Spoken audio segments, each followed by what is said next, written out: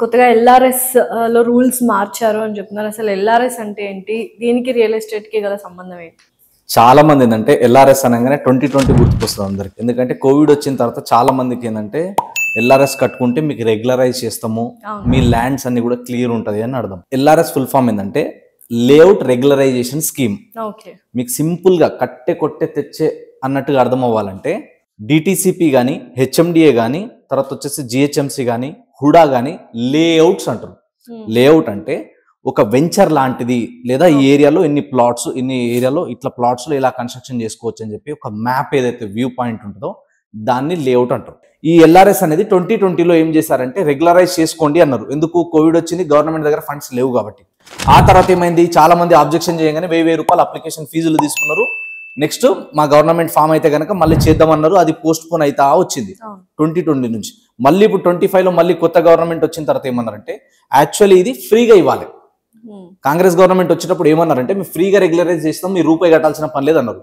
కానీ ఇక్కడ ఖజానా ఖాళీ అయింది, ఇప్పుడు మా దగ్గర డబ్బులు లేవని చెప్పి మళ్ళీ ఇప్పుడు ఏంటంటే ఈ ఎల్ఆర్ఎస్ ముందుకు తీసుకురావడం జరిగింది. సో ఎస్టిమేషన్ వచ్చేసి ఎంత రావచ్చు దీని నుంచి ఫండ్స్ అంటే 50,000 కోట్లు రావచ్చు. దాదాపు 20 లక్షల కన్నా ఎక్కువ అప్లికేషన్స్ ఉన్నాయి. సో 1000 రూపాయలు మినిమం ఎవరైతే కట్టుకున్నారో వాళ్ళందరూ కూడా ఇప్పుడు ఏదైతే టోటల్ వాల్యూ ఉందో, ఫర్ ఎగ్జాంపుల్ గజం వాల్యూ జీపీ లేఅవుట్ లో ఒక 1000 రూపాయలు ఉంటుంది. 1000 రూపాయలు ఉంటే దాంట్లో 14% కట్టాలి. సో ఈ 14% అనేది ఎప్పటి వరకైనా కట్టుకోవచ్చు మనం. కానీ ఒక డెడ్ లైన్ టైం పీరియడ్ ఏంటంటే ఈ మార్చ్ 31 వరకు మనం కనుక పేమెంట్ చేసుకుంటే దాంట్లో నుంచి ఒక 25% అనేది మనకి నెగోషియేషన్ అంటే తగ్గుతుంది, డిస్కౌంట్ వస్తుంది. అప్పుడు లోపు పేమెంట్ చేసుకోవాలి. లేదు అంటే తర్వాత కూడా ఖచ్చితంగా టైం ఉంటుంది, బట్ తొందరగా పే చేసుకుంటే 25% మిగులుతుంది కదా అన్న ఒక ఆబ్జెక్షన్ తోని చాలా మంది ఏంటంటే కడుతున్నారు ఇప్పుడు. సో ఇది ఒక్కసారి మనం మన ఫోన్ త్రూ ఆన్లైన్లో పే చేసుకోవచ్చు, లేదా మీ సేవా సెంటర్ల త్రూ వెళ్ళొచ్చు, లేదా సబ్ రిజిస్టర్ ఆఫీస్ దగ్గర కూడా చేస్తారు. సో మనం పేమెంట్ చేసుకున్నామంటే ఒక్కసారి అది రెగ్యులరైజ్ అయిందంటే ఒక 10 days టైం పడుతుంది. 10 days తర్వాత ఏంటంటే రెగ్యులరైజ్ అయింది అంటట్టు. ఇంకా ఫ్యూచర్ దానికి కబ్జాలు అవ్వడం, డబల్ రిజిస్ట్రేషన్లు కావడం అలాంటి ప్రాబ్లమ్స్ ఉండవు. అండ్ ఇంకోటి జీపీ లేఅవుట్ అంటే అది కొంచెం మనకి బస్తీ టైప్ లో ఉంటుంది. అదే డిటిసిపి కానీ, హెచ్ఎండిఏ కానీ ఇవి ఏంటంటే కొంచెం కాలనీ టైప్ ఉంటాయి అనమాట.